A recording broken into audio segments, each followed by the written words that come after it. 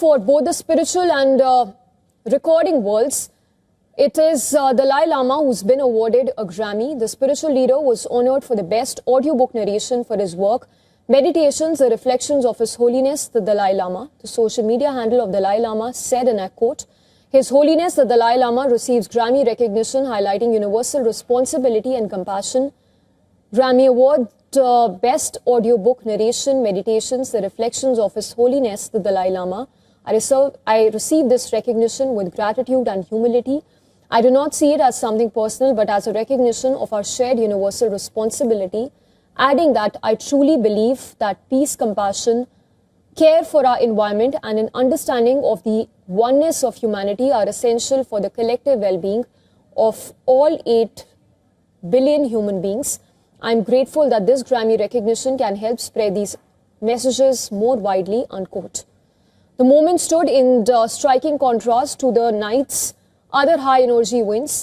At a time when the event witnessed protest cheers and even several historic wins, Dalai Lama's win at the Grammy reminded audiences. Okay, I'm not the Dalai Lama, obviously.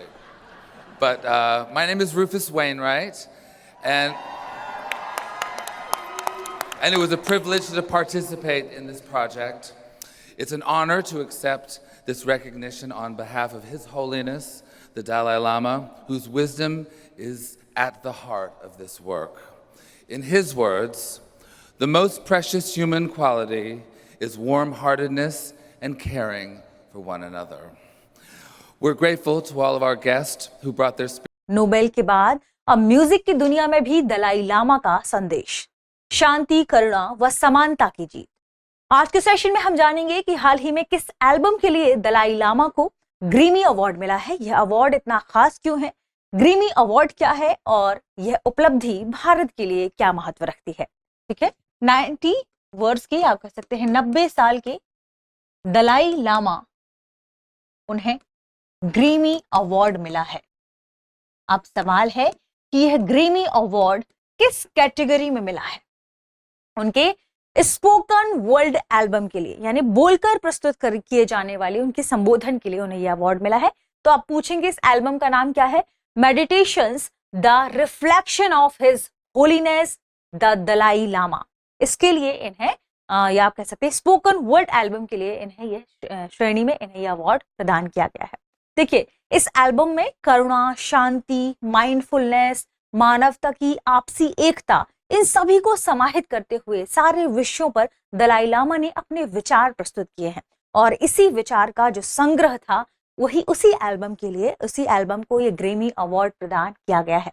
Album में सबसे खास बात अगर भारत की बात करें तो album में हिंदुस्तानी शास्त्रीय संगीत से प्रेरित संगीत को लिया गया है। कुछ कलाकारों का भी भारत से सहयोग रहा है, इसलिए भारत के लिए यह इंपॉर्टेंट हो जाता है।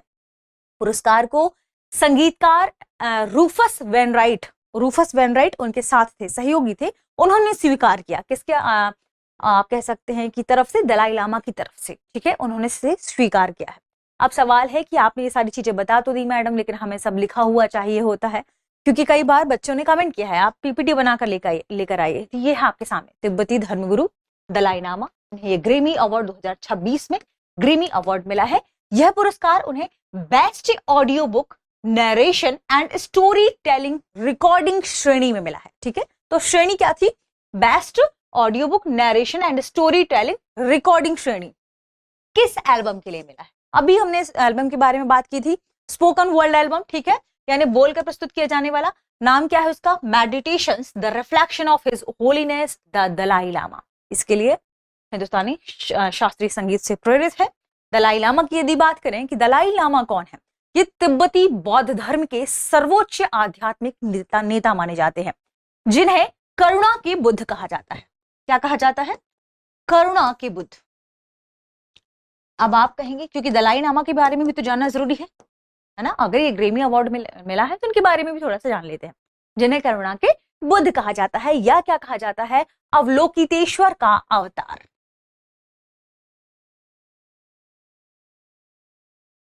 तेश्वर का अवतार। ठीक है, दलाई लामा को चुनने की प्रक्रिया थोड़ी जटिल है और विस्तृत है, काफी बड़ी प्रोसेस है। दलाई लामा को चुनने की प्रक्रिया के संदर्भ में हम कभी और बात करेंगे।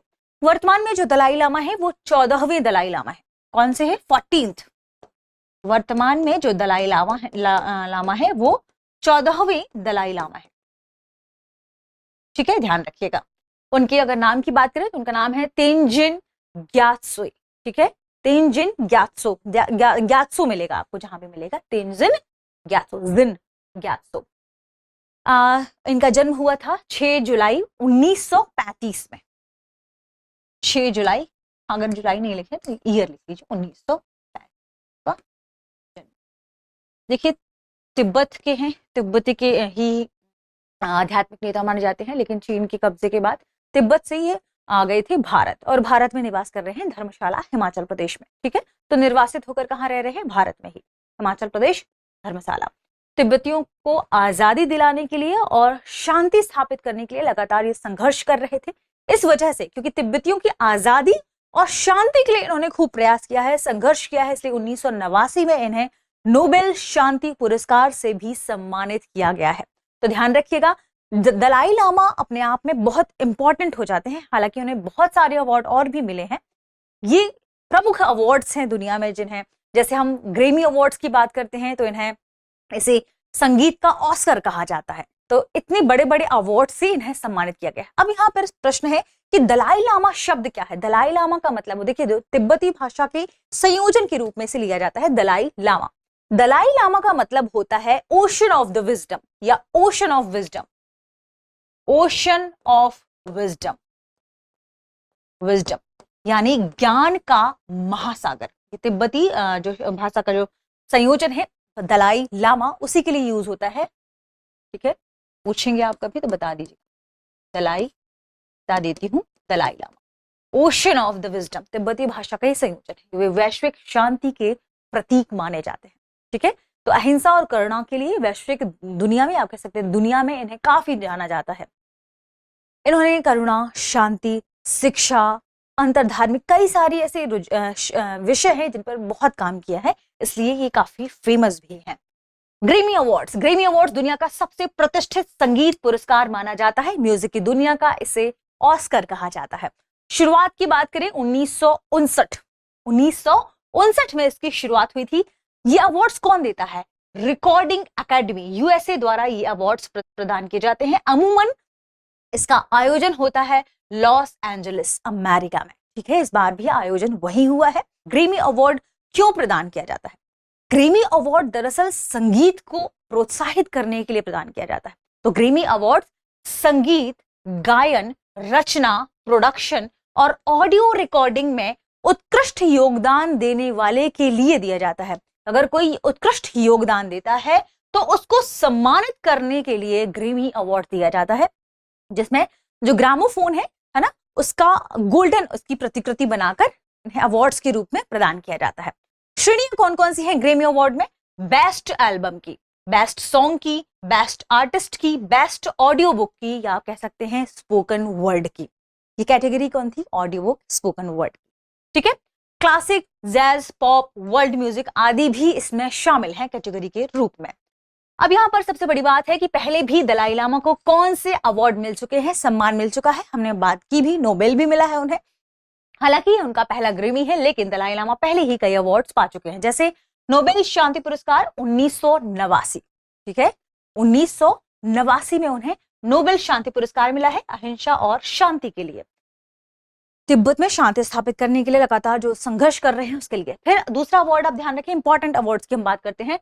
टेम्पल्टन पुरस्कार 2012 में प्रदान किया गया था। टेम्पल्टन पुरस्कार अपने आप में इंपॉर्टेंट है क्योंकि ये साइंस और आध्यात्म को जोड़ने का काम करता है। ब्रह्मांड से हुई जो इंपॉर्टेंट खोजें हैं उससे जो व्यक्ति आध्यात्म की ओर इसे कैसे जोड़ता है, मानवता क्या है, इसका उद्देश्य क्या है, इसके लिए जो खोज होती है वो उसके लिए उस व्यक्तिगत पुरस्कार उस व्यक्ति को दिया जाता है, उसे टेम्पल्टन अवार्ड कहा जाता है। तो विज्ञान और आध्यात्मिकता के मिलन के माध्यम से जीवन के आध्यात्मिक आयाम को आगे बढ़ाने वाले व्यक्तियों को टेम्पल्टन पुरस्कार प्रदान किया जाता है। 2012 में दलाई लामा को यह मिला था।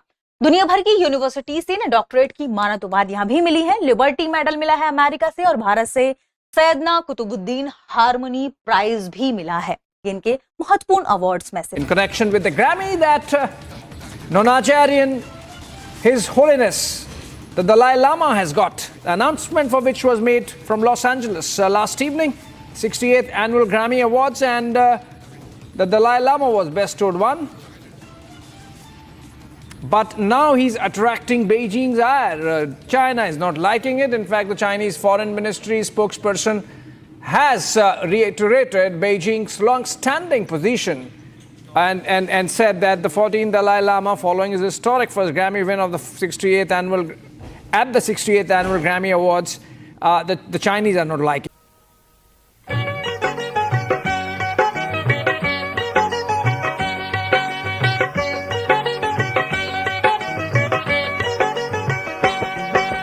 नमो नमो नमो नमो नमो नमो नमो नमो नमो नमो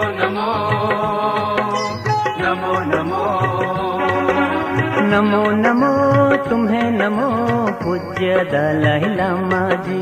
नमो नमो तुम्हें नमो पूज्य दलाई लामा जी। नमो नमो नमो नमो नमो नमो नमो नमो नमो नमो नमो नमो।